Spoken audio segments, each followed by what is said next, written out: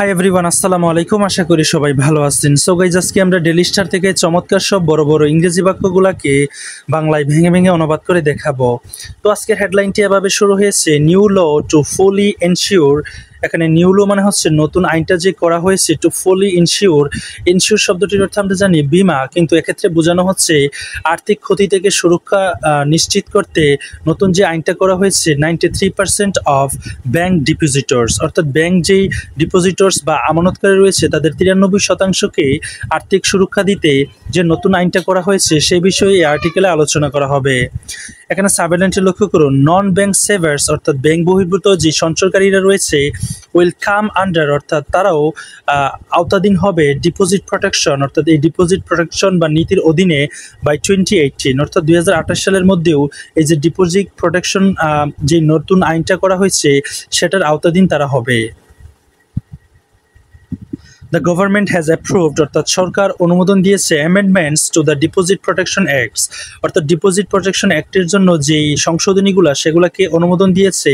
Proposing an increase, অর্থাৎ একটা বৃদ্ধিকে প্রস্তাব করে। কিসের বৃদ্ধি? ইন দ্য প্রোটেকশন লিমিট, অর্থাৎ প্রোটেকশনের যে লিমিটটা ছিল সেটাতে, ফর ব্যাংক ডিপোজিটস, অর্থাৎ ব্যাংক ডিপোজিটের জন্য, টু টাকা 2 লাখ, অর্থাৎ 2 লাখ টাকা পর্যন্ত। Around 93% of all bank accounts in the country, অর্থাৎ এই দেশের 93% ব্যাংক অ্যাকাউন্টের প্রায় holds deposit within this level, অর্থাৎ তারা কিনা ডিপোজিট হোল্ড করে এই লেভেলের মধ্যে বা এই গণ্ডির মধ্যে। According to the finance ministry proposal, অর্থাৎ ফাইন্যান্স মিনিস্ট্রির প্রপোজাল বা প্রস্তাব অনুসারে, ফর দ্য অ্যামেন্ডমেন্টস, অর্থাৎ এই সংশোধনীর জন্য, which drew on central bank data, অর্থাৎ যেটা কিনা তৈরি করা হয়েছে সেন্ট্রাল ব্যাংকের ডাটা বা তথ্যের উপর ভিত্তি করে। বিসাইডস, তাছাড়া নন ব্যাংক ফাইন্যান্সিয়াল ইনস্টিটিউশনস, অর্থাৎ ব্যাংক বহির্ভূত যে ফাইন্যান্সিয়াল ইনস্টিটিউশনগুলো রয়েছে, will also be ব্রট under the deposit protection framework, অর্থাৎ এই ডিপোজিট প্রোটেকশন ফ্রেমওয়ার্ক বা কাঠামোর আওতাধীন করা হবে ফর দ্য ফার্স্ট টাইম, অর্থাৎ প্রথমবারের মতো। বাট নন ব্যাংক ডিপোজিটর্স, কিন্তু নন ব্যাংক যে ডিপোজিটরগুলো রয়েছে, উইল হ্যাভ টু ওয়েট, অর্থাৎ তাদেরকে অপেক্ষা করতে হবে আনটিল জুলাই 2018, অর্থাৎ 2028 সালের জুলাই পর্যন্ত তাদেরকে অপেক্ষা করতে হবে, টু রিসিভ লিগেল কাভারেজ, অর্থাৎ এই লিগেল বা বৈধ যে সুরক্ষা বা আইনি সুরক্ষা সেটাকে পেতে আন্ডার দ্য নিউ ফ্রেমওয়ার্ক, অর্থাৎ নতুন ফ্রেমওয়ার্কের অধীনে।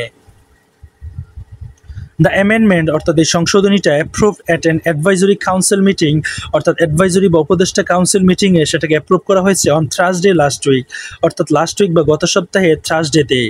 ইন্ট্রোডিউসেস সিভারেল নিউ মেজার্স, এবং ইন্ট্রোডিউস করা হয়েছে কতিপয় নিউ মেজার্স, অর্থাৎ নতুন পদক্ষেপ বা তাদের যে সমস্যা উত্তরণের জন্য যে মেজার্সগুলা সেগুলা। This includes extending protection to NBFI depositors, অর্থাৎ এর মধ্যে অন্তর্ভুক্ত রয়েছে এক্সটেন্ডিং, অর্থাৎ বর্ধিত করা, প্রোটেকশন অর্থাৎ সুরক্ষা, টু NBFI depositors, অর্থাৎ NBFI ডিপোজিটর যারা রয়েছে তাদেরকে। সেটিং আপ সেপারেট প্রোটেকশন, এবং সেটিং আপ করেছে বা প্রস্তুত করেছে বা প্রতিষ্ঠা করেছে সিভারেল প্রোটেকশন ফান্ডস, অর্থাৎ কতিপয় প্রোটেকশন ফান্ডস, অর্থাৎ তহবিল, for banks and non banks, অর্থাৎ ব্যাংকগুলোর জন্য এবং ব্যাংক বহির্ভূত যে প্রতিষ্ঠান রয়েছে সেগুলোর জন্য। এনশিওরিং ফাস্টার পেমেন্ট, অর্থাৎ ফাস্টার পেমেন্টকে নিশ্চিত করে অফ প্রোটেক্টেড ডিপোজিটস, অর্থাৎ প্রোটেক্টেড বা সুরক্ষিত ডিপোজিটসের ফাস্টার পেমেন্ট বা যে পেমেন্ট প্রদান সেটাকে নিশ্চিত করে।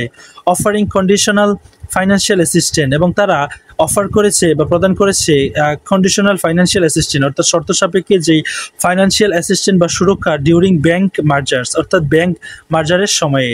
And safe investment of the protect funds, এবং প্রোটেক্ট ফান্ড বা সুরক্ষা ফান্ডের যে সেফ ইনভেস্টমেন্ট রয়েছে সেই ইনভেস্টমেন্টে। হোয়াইল, অন্যদিকে bank customers already received insure payment, অর্থাৎ ব্যাংক কাস্টমাররা অলরেডি তাদের ইনশিওর বা বিমা করার যে পেমেন্টটা সেটা পেয়েছে within the time frame set by existing resolution mechanism, অর্থাৎ এক্সিস্টিং যে রেজলিউশন মেকানিজম রয়েছে বা সমস্যা উত্তরণের সেটার টাইম ফ্রেম যেটা দেওয়া হয়েছে সেটার মধ্যেই তারা যে তাদের পেমেন্টটা সেটা পেয়েছে।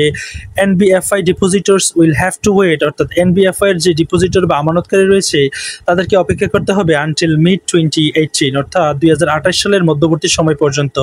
সেট আ সিনিয়র ফাইন্যান্স মিনিস্ট্রি অফিসিয়াল, অর্থাৎ একজন সিনিয়র বা ঊর্ধ্বতন ফাইন্যান্স মিনিস্ট্রি অফিসার সেটা জানিয়েছে।